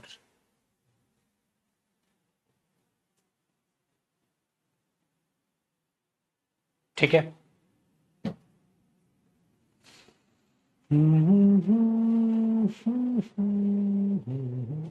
अब आगे देखो बेटा, मैंने बोला भैया जी आई या मी हेल्प शी या हर फॉर ही या हिम। देखो बेटा क्या सेंटेंस बना मेरे बच्चे। मदद कौन करता है? आई। तो मैं मदद करता हूं। किसकी मदद करते हो बेटा? तो ये ऑब्जेक्ट किसका हुआ मेरे बच्चे? वर्ब का। मैं मदद करता हूं लड़की की, फॉर हिम, उस लड़के के लिए। कहता है यार तेरे लिए मैं काम कर देता हूं बस। तो ये ऑब्जेक्ट किसका हुआ बेटा? प्रेपोजिशन का। ये ऑब्जेक्ट किसका हुआ मेरे बच्चे? वर्ब का। और ये वर्ब का सब्जेक्ट हुआ। तो क्या सेंटेंस बना? I help her for him. क्या सेंटेंस बनाई मेरे बच्चे? देखो ये सेंटेंस ऐसे लिखोगे, I help her for him. मैं उस लड़की की मदद उस लड़के के लिए कर देता हूं कि चल यार कर देता हूं। तो ये सेंटेंस कुछ ऐसे बना मेरे बच्चे, I help her for him. तो आप उसको इस तरीके से आप उस चीज को देखते हो बेटा। तो सर ये तो बहुत आसान हो गया। चलो बेटा ये हुआ पहला नोट कि एंड का आपको ख्याल रखना है, एंड का आपको ख्याल रखना है। आपने बोला सर बिल्कुल समझा। दूसरा नोट में समझाता हूं।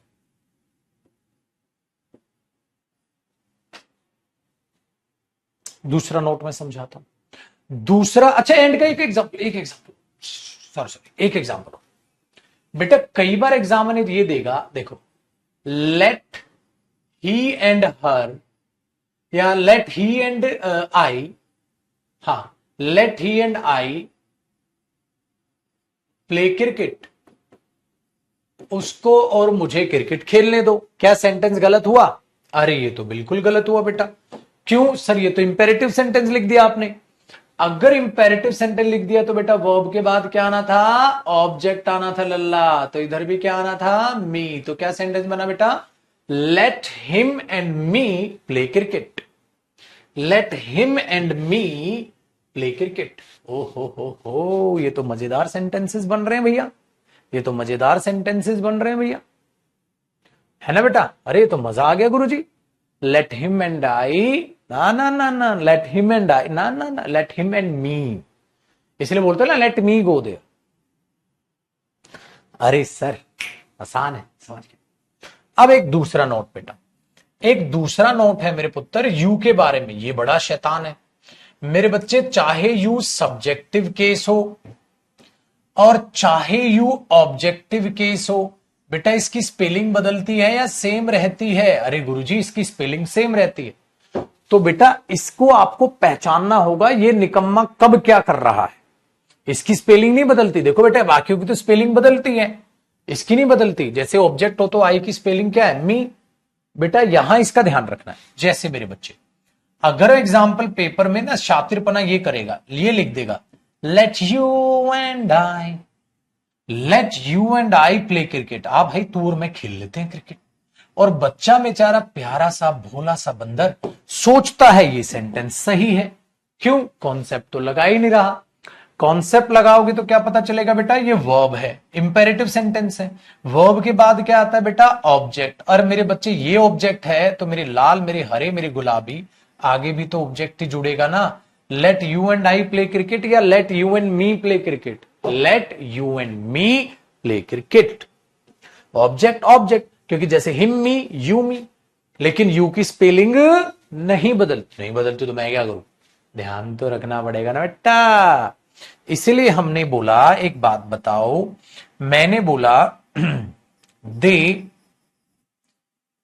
या देम, नो, दे या them no you and she, वो तुम्हें और इस लड़की को जानते हैं।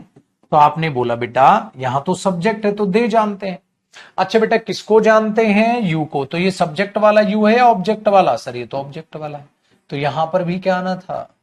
ऑब्जेक्ट आएगा। ऑब्जेक्ट ऑब्जेक्ट जुड़ रहे हैं वर्ब के बाद तो बेटा। Very good. लेकिन एक बात बताओ, यू एंड हिम, हाँ, शुड हेल्प शी। देखो मैंने पूरा गलत लिख दिया सेंटेंस, ठीक कर मेरे बच्चे। You and him should help she. देखो बेटा यहां क्या है? सब्जेक्ट। अब ये कौन से वाला यू है? क्योंकि वर्ब से पहले है तो ये क्या हुआ? सब्जेक्ट। सब्जेक्ट सब्जेक्ट जुड़ेगा। यू एंड ही, तो एक सब्जेक्ट दो सब्जेक्ट। यू एंड ही, तुम्हें और उस लड़के को मदद करनी चाहिए। किसकी? ये तो ऑब्जेक्ट होगा, उस लड़की की, हर की। तो you and he should help her. तो बेटा इसका ध्यान रखना। तो आपने बोला अरे सर ये तो अब आसान, अब दिमाग में बैठना लग गया, अब दिमाग में बैठने लग गया चीज, ठीक है ना? फटाक से कॉपी करो, अब दिमाग में बैठ गई। तो ये सेकंड वाला नोट भी बैठ गया बेटा दिमाग में, और ये मेरे लाल, मेरे हरे, गुलाबी, ये हो गया जी पहले वाला नोट। तो इन नोट का मतलब क्या है मेरे बच्चे? छोटी छोटी बातें जो मैं अलग से बता दे रहा हूं।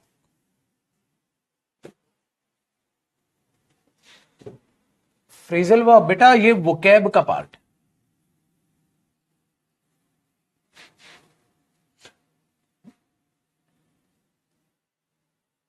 आया जी भैया मजा?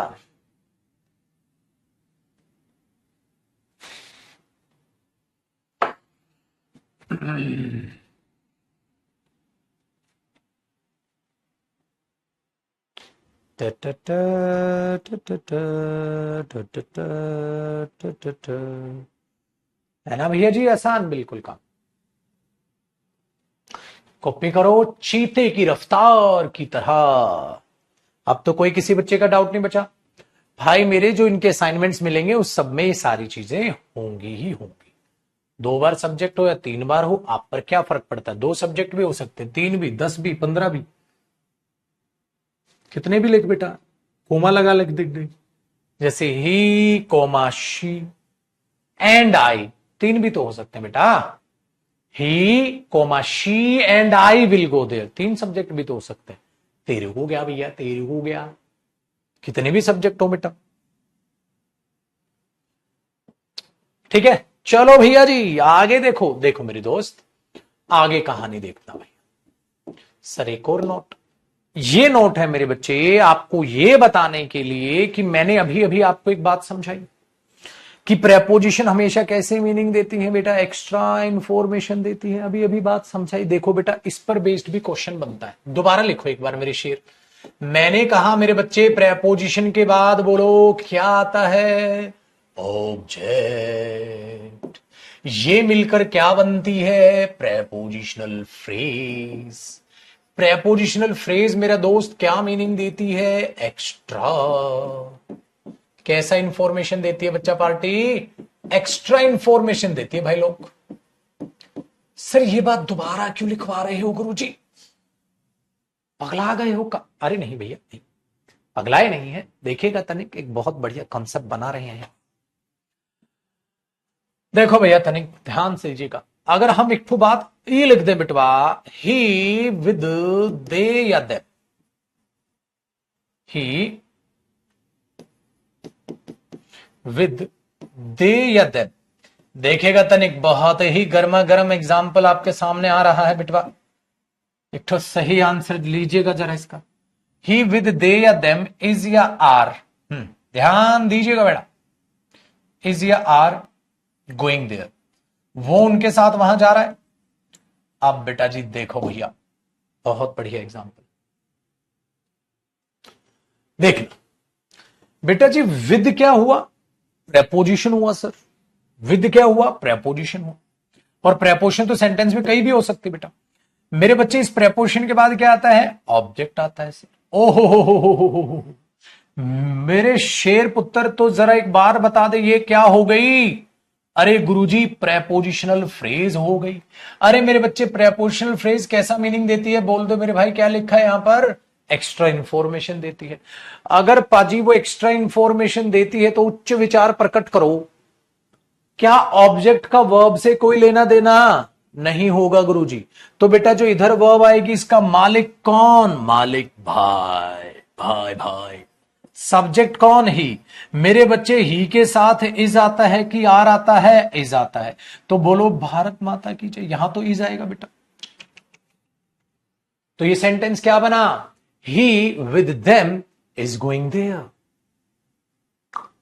तुम्हें क्या लगा, आर। क्यों सर, ज्यादा लोग जा रहे हैं ना, तो ज्यादा लोग जा रहे हैं तो मैं क्या करूं बे।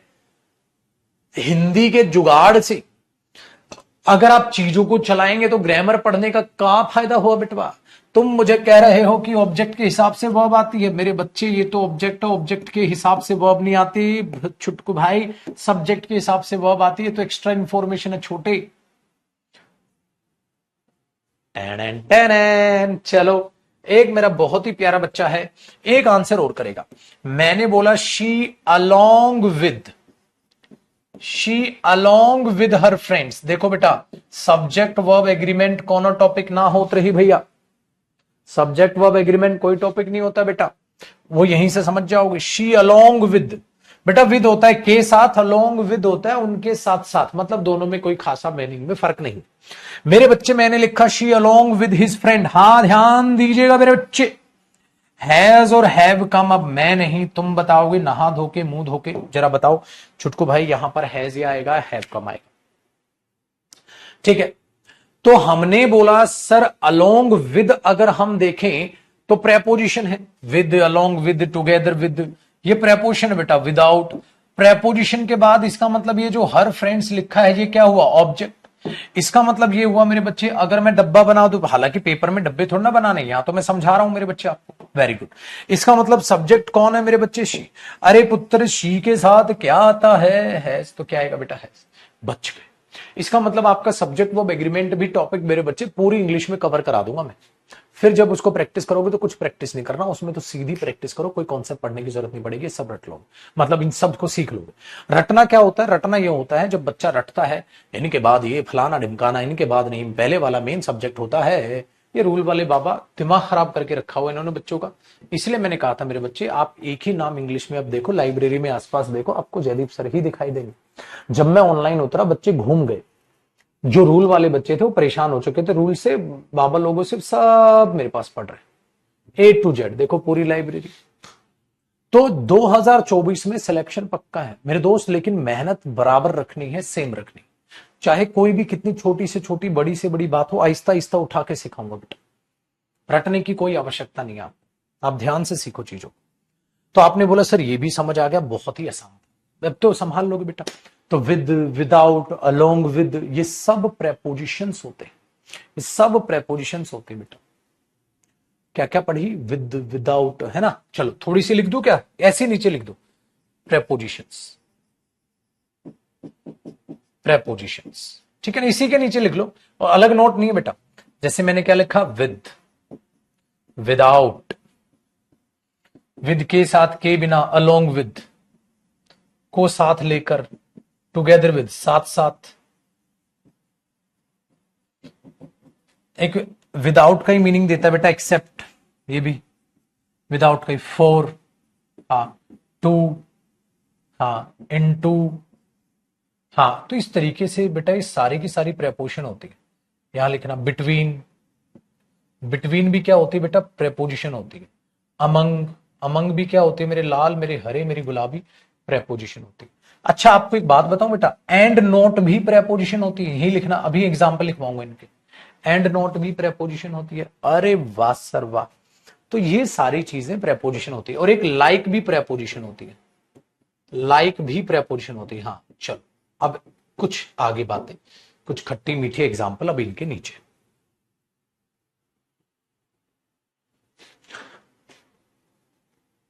ठीक है, चलो मेरे दोस्त, कैसे देखो, आपने यहां ले लिख दो बेटा, she together with her friends has, along with, without, except, for, to के तो मैं एग्जाम्पल लिख ही चुका हूं। Between, among, and, not, like वगैरह के एग्जाम्पल एक एक लिख लेते हैं बेटा। देख बात बताओ मेरे बच्चे, मैं ये बोल दूं जैसे आई विल डिस्ट्रीब्यूट दीज बुक्स, मैं इन किताबों को बांट दूंगा बिटवीन ही एंड शी। तो बेटा ये सेंटेंस गलत नहीं हो गया मेरे बच्चे, मैं इन किताबों को बांट दूंगा बिटवीन ही एंड शी। बताओ मेरे बच्चे ये सेंटेंस गलत नहीं हो गया, लोगों से नीचे लिख दिया मैंने, वो दिख रहा होगा आप, ठीक है। एक बात बताओ बेटा, ठीक है, गलत नहीं हो गया कैसे, आई विल डिस्ट्रीब्यूट दीज बुक्स, मैं बांट दूंगा किन किन के बीच। अरे ये तो प्रेपोजिशन बताया गुरुजी ने, और गुरुजी ने कहा प्रेपोजिशन के बाद क्या आता है, ऑब्जेक्ट। तो him and her, him and her, between him and her. चलो अगर मैं ये बोल दूं बेटा, I will distribute these sweets, अब मैं मिठाइयों को बांट दूंगा अमंग दे, तो गलत नहीं हो गया बेटा अमंग दे।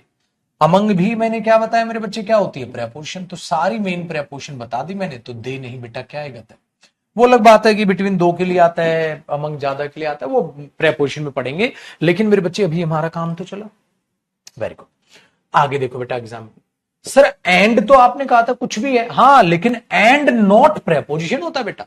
देखो एंड तो होता है कंजंक्शन, कैसे, एंड के बाद क्या आएगा, सब्जेक्ट ऑब्जेक्ट, वो तो आपने बता दिया गुरुजी, कुछ भी आ सकता है। देखो एंड क्या लेगा वो तो आपने समझा दिया हमें, लेकिन मेरे बच्चे एंड नॉट क्या होता है, प्रेपोजिशन। तो अगर मैं ये बोलूं ही एंड नॉट शी, गलत, ही एंड नॉट, ठीक है, शी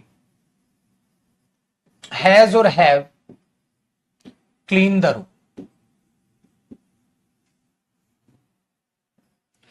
मतलब ही ने वो कमरा साफ किया बेटा, शी ने नहीं किया, शी नहीं, हर ने नहीं किया। क्यों, क्योंकि सर अभी अभी आपने बताया एंड नॉट क्या होता है बेटा, प्रेपोजिशन। तो ही एंड नॉट हर, और बेटा ही के हिसाब से क्या आएगा, हैज, क्योंकि यहां मेन सब्जेक्ट अब कौन है, ही। बेटा इतने शानदार चीजें हैं। तो he and not she, he and not she, आप इसको ऐसे लिखोगे बेटा, फटाक से कॉपी करो। तो एंड और एंड नॉट भी आ गया। सर लाइक भी बता दो। देखो बेटा, जैसे मैंने एक बात ये लिख दी, he like me is a teacher, वो भी मेरी तरह टीचर है। He like me is a teacher, वो मेरी तरह teacher. He like I is a teacher थोड़ा ना हो जाएगा बेटा। He like me is a teacher, वो मेरी तरह एक अध्यापक है। तो ये बेटा प्रेपोजिशन होगी, तो he is a teacher. He like me is a teacher, वो मेरी तरह एक अध्यापक है। He like me is a teacher. आप नहीं बोलते I will go to market and will buy fruit like oranges, guavas. तो लाइक भी क्या होती है बेटा? प्रेपोजिशन। तो he like me is a teacher. Like verb भी होते हैं, जैसे बोलते हैं ना I like you, I like him, like verb भी होते हैं बेटा। लेकिन यहां तो ये प्रेपोजिशन है। अगर आप बोलते ना I like him, I like you, यहां तो ये वर्ब है बेटा। यहां ये वर्ब है। अगर मैं ये बोलूं ना बेटा आई लाइक शी या आई लाइक हर, तो आप क्या बोलेंगे? सर लाइक क्या है? वर्ब है यहां, और वर्ब के बाद क्या आएगा? ऑब्जेक्ट।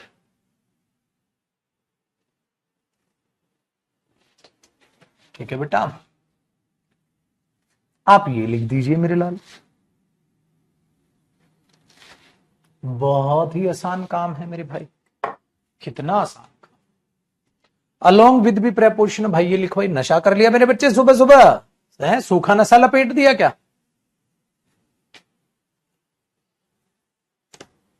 एक्सेप्ट एक्सेप्ट में क्या डिफरेंस है बेटा? वो यहां का काम नहीं, वो वोकैब का काम है, उसमें जानेंगे मेरे लाल।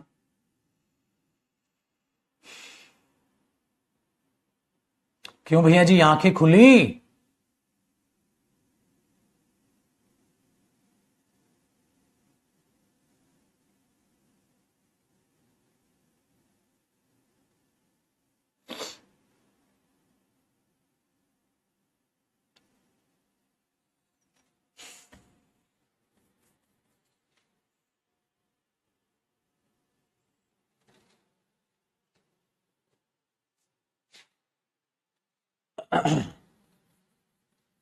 तो ये होती है बेटा प्रेपोजिशन, इनको ऐसे यूज करते हैं मेरे लाल। अरे सर प्रेपोजिशन कॉन्सेप्ट भी हमें समझ आ, और ये हुआ मेरे बच्चे प्रेपोजिशन कॉन्सेप्ट। बताओ मेरे लाल, मजा आया पढ़ के इंग्लिश? अब तो डर नहीं लग रहा, बोर नहीं हो रहे बेटा? पूरी इंग्लिश ऐसे ही पढ़ा दूंगा अपने बच्चों को। बस आपको एक ही जो है मुझे वादा रखना है कि सर हम आपके साथ ग्रामर, वोकैब, सारी चीजें करते हुए चलेंगे। अरे सोच के देखो, इंग्लिश में फिर नंबर क्यों नहीं आएंगे? अरे बेटा 100% नंबर आएंगे। जब मैं आपका टेस्ट लूंगा, प्रोनाउन पढ़ाऊंगा, सिखाऊंगा, प्रैक्टिस कराऊंगा, फिर टेस्ट लूंगा, तो आपको पूरी टॉपिक में मजा आएगा। तो आज हमने क्या किया बेटे बच्चे? आज हमने किया sir personal pronoun. Personal pronoun में क्या किया? हाउ टू यूज सब्जेक्टिव और ऑब्जेक्टिव केस। सब्जेक्टिव केस कैसे आएगा, ऑब्जेक्टिव केस आएगा कैसे आएगा, लेकिन उसके साथ साथ हमें बहुत कुछ सीखने को मिलेगा भाई। देख रहे हो कितना? इसलिए प्रोनाउन टॉपिक बड़ा है और बेटा शानदार टॉपिक है, आपकी इंग्लिश को बहुत स्ट्रॉन्ग बनाता जा रहा है। देख रहे हो? अच्छा नाउन से रिलेट कर रहे हैं प्रोनाउन? आप कहां रिलेट कर रहे हैं भैया? कहां रिलेट कर रहा है? क्या प्रोनाउन नाउन से रिलेट कर रहा है? नहीं कर रहा। कर रहा है? नहीं कर रहा। सिंपल है। तो रिलेशन ही नहीं है बेटा, कोई आपस में लेना देना ही नहीं है। अब मैं आपको कराऊंगा मेरे बच्चे कल तीसरा कॉन्सेप्ट। पहले ही हेडिंग डाल लो, ये मेरे बच्चे थोड़ा सा ट्रिकी है, क्लास मत छोड़ देना कल की, बहुत इंटरेस्टिंग क्लास होगी। Comparison concept. कंपैरिजन कॉन्सेप्ट कल करेंगे भैया, कंपैरिजन कॉन्सेप्ट। तो क्लास बिल्कुल ना छूट जाए। कंपैरिजन कॉन्सेप्ट, ठीक है? तो बेटा इसी तरीके से ग्रामर, वोकैब, फिर कॉम्प्रिहेंशन होगा, तो सब में झंडे गाड़ हो गया बेटा। 11 बजे की क्लास होती है, वो एक दिन 11:30 क्यों थी वो बताया था। अब तुम मूर्ख हो, एक दिन 11:30 तो अगले दिन भी 11:30 होगी। मैंने बोला 11:30 हुआ करेगी क्लास, तो आपकी मूर्खता का दिमाग है। ठीक है, तो कल 11 बजे होगी। दूसरी बात मेरे बच्चे, शाम को 6 बजे वोकैब की क्लास है। भाई मेरे फिर से मैं रिपीट कर दूं, अगर आप ग्रामर पढ़ के आपको मजा आ रहा है ठीक है, लेकिन मजे से पेपर में सिलेक्शन नहीं होता बेटा। आपको ग्रामर अच्छी लगती है नहीं लगती मुझे नहीं पता, पढ़नी पड़ेगी। आपको वोकैब अच्छी लगती है नहीं लगती मुझे नहीं पता, पढ़नी पड़ेगी। सिलेक्शन चाहिए बेटा। एक गरीब व्यक्ति का बच्चा या बिटिया अगर ये कहे सर मैं पढ़ते वक्त बोर होता हूं या वोकैब में इंटरेस्ट कम आता है, बेटा इंटरेस्ट, बोर, ये शब्द बहुत बड़े बड़े होते हैं और ये अमीरों पर अच्छे लगते हैं। ये उन पर अच्छे लगते हैं जो नौकरी हासिल कर चुके हैं, जिनके पास पैसा है। वे हमेशा आपको उल्टी सीधी बातें करते हुए नजर आएंगे और जो कि कर सकते हैं। कैसे कर सकते हैं यार? पढ़ना चाहिए, थोड़ा बहुत घूमना भी चाहिए, अरे जिंदगी इंजॉय भी करनी चाहिए। एक दो टीचर भी हैं जो महा बेवकूफ बनाने लग रहे हैं बच्चों का। उन्होंने इन बच्चों को ऐसा गंदा वाहियात ब्रेन वॉश कर दिया है कि मैं कह कह के पागल हो गया, वो सुधर नहीं रहेगा। उन बेवकूफ टीचर्स ने क्या कह दिया बच्चों को कि भाई थोड़ा घूम भी लिया करो, थोड़ा फिर भी लिया करो, घूमना भी चाहिए, घूमने से हम बहुत सारी चीजें सीखते हैं। मेरे भाई हम डाइवर्ट हो जाते हैं। बहुत सारे बच्चे हैं जब घूमने जाते हैं तो वो माइंड फ्रेश करके नहीं आते पागल, वो घूमने जाते हैं तो फिर उन वादियों के ही खो जाते हैं, वादियों में। 3 दिन घूमने गए और 3 दिन तक उस घूमने का नशा नहीं उतरा। मजा आ गया ना भाई घूमने में। पबजी खेला था इंटरेस्ट के लिए, अब साला जुनून पैदा हो गया पबजी का, पता चला 4-5 घंटे की ऐसी तैसी हो जा रही है। तो मैं यही कहूंगा आप अपनी एक्सरसाइज कीजिए, सुबह उठ के जब आप वॉक पे जाएंगे अपना फेवरेट म्यूजिक सुन लीजिए, वही आपकी रिफ्रेशमेंट होनी चाहिए। बीच में अगर आपको हेक्टिक लगता है या बोर होते उठो, अपना फेवरेट म्यूजिक सुन लो, गाना सुन लो, आराम से बैठ के सेल्फ टॉक कर लो, फिर पढ़ने बैठ जाओ।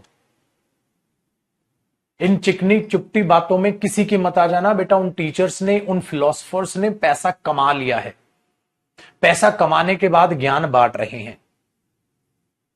मैं पैसा कमाने के बाद भी नहीं बांट रहा, क्योंकि मुझे पता है एक बच्चे का फ्यूचर खराब हो जाएगा अगर मैंने उसे मिसगाइड कर दिया तो बेटा ये आशिकी में पढ़ना, ये गेम्स खेलना, ये रील्स हद से ज्यादा देखना, देखो हद तक चीज ठीक है। आप 10-15 मिनट रील देख रहे हो, चलो सर कॉमेडी मोमेडी देख लेता हूं या मोटिवेशन देख लेता हूं, कोई बात नहीं, लेकिन पढ़ने बैठ जाओ, पढ़ने बैठ जाओ। क्योंकि बेटा 10-10 12-12 घंटे जब तक ना थको अपना स्टडी करो। इतने सारे बच्चों को मैं इंटरव्यू डालने लग रहा हूं। रैंक 6 से भी आपके बैच में मिलवाया था शायद पहले, जो भी CHSL रैंक 6 थी, या CPOJ रैंक 1 था, ठीक है, आपका CGL रैंक 1 था। बाकी किन्हीं भी बच्चों से आप मिल दो, वो आपको यही बोलेंगे। दूसरी बात, किसी भी कई बार टॉपर की भी बातों में मत आ जाना। वो टॉपर भी आपकी बुद्धि खराब कर देते हैं। वो भी कई बार हवाबाजी में बेटा लंबी लंबी फेंक देते हैं। मैंने न्यूज़पेपर से इंग्लिश पढ़ के पेपर निकाल लिया, मैंने यूट्यूब से काम चला लिया, मैंने भला बुक पढ़ी इंग्लिश आ गई। अरे ऐसी की तैसी। तुम बुक को नजर मारो, उस बुक में 4 पन्ने का प्रोनाउन टॉपिक मिलेगा। उस 4 पन्नों में कहां ये कॉन्सेप्ट कवर होंगे बेटा? और हो सकता है उस बच्चे ने निकाल लिया हो क्योंकि उसका इंग्लिश मीडियम बैकग्राउंड रहा होगा, पहले से शार्प माइंड उसका रहा होगा, उसने प्रीवियस ईयर क्वेश्चन से ही सिलेबस समझ लिया होगा। क्या आपका उतना माइंड है? इसलिए मेरे बच्चे सुनो सबकी, लेकिन अपने ऊपर अप्लाई करने से पहले ये देखो आप की क्या वर्थ है, आपकी क्या कैपेसिटी है। हम दूसरों की तरह नहीं हो सकते ना बेटा। जब हम दूसरों की तरह नहीं, मेरा शरीर अलग है, मेरा दिमाग अलग है, मेरे परिवार के हालात अलग हैं, तो मैं दूसरों की नकल नहीं उतारूंगा। मैं देखूंगा मेरी हालातों में क्या सुटेबल। ठीक है, तो आपसे हाथ जोड़ के रिक्वेस्ट है बेटा, प्लीज दिन में 10-10 12 घंटे पढ़ो मेरे पुत्र। आने वाले 5 से 6 महीने जब तक आपका सिलेबस चले, सारे सब्जेक्ट्स का जी जान लगा दो। 8-8 9-9 घंटे की क्लास है, 2-2 3-3 घंटे रिवीजन पे दोगे, 12 घंटे हो जाएंगे। फिर देखो मेरे बच्चे 5-6 महीने बाद जब सिलेबस खत्म हो जाएगा, आपके पास पूरा सेल्फ स्टडी का, पूरा रिवीजन का वक्त रहेगा। रिवीजन तो साथ साथ भी करते चलोगे।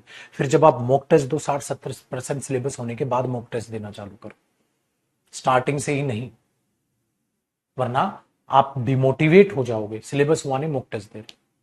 ठीक है, और किसी की बातों में नहीं आना, जी जान लगा के बस पढ़ता रहना है, जी जान लगा के पढ़ते रहना। किसी की बातों में आके कम मत पढ़ने लग जाना कि 5-6 घंटे की भी सेल्फ स्टडी बहुत है, 12-12 घंटे यूपीएससी थोड़ा ना निकालना है भाई। मेरे बच्चे चाहे यूपीएससी निकालना हो, चाहे एमटीएस निकालना हो, चाहे सीएचएसएल निकालना हो, चाहे सीडीएस निकालना हो, चाहे सीपीओ निकालना हो, चाहे सीजीएल निकालना हो, कोई भी पेपर निकालना हो, पढ़ना बराबर ही पड़ता है। मैं ऐसा मानता हूं कि भाई बराबर शिद्दत से ही पढ़ना पड़ता है। हाँ, यूपीएससी एक लौता एग्जाम जिसमें है कि उसमें आपकी वो एक्स्ट्रा एफर्ट्स भी मांगता है, लेकिन बेटा यूपीएससी के अलावा तो मैं यही कहूंगा सब में बराबर ही पढ़ना पड़ता है। और एक बच्चा ऐसा होता है, कई कमजोर होते हैं बेटा, उनको 6 घंटे पढ़ते हैं तो उनको 3 घंटे का समझ आता है। उन बड़े बच्चों को ज्यादा मेहनत करनी होती। ठीक है, तो अपने हिसाब से मेहनत लगन में कमी नहीं आनी चाहिए। बाकी मैं आपको डेली मोटिवेट करता रहूंगा, डेली समझाता रहूंगा, मैं आपको किसी की बातों में आने नहीं दूंगा। ठीक है, चलो बेटा, शाम को 6 बजे वोकैब याद करेंगे। आज की क्लास से ही याद करना, अगर जिन बच्चों ने पहली क्लासेस नहीं ली है, पुरानी क्लासेस को शनिवार इतवार में कवर किया करो।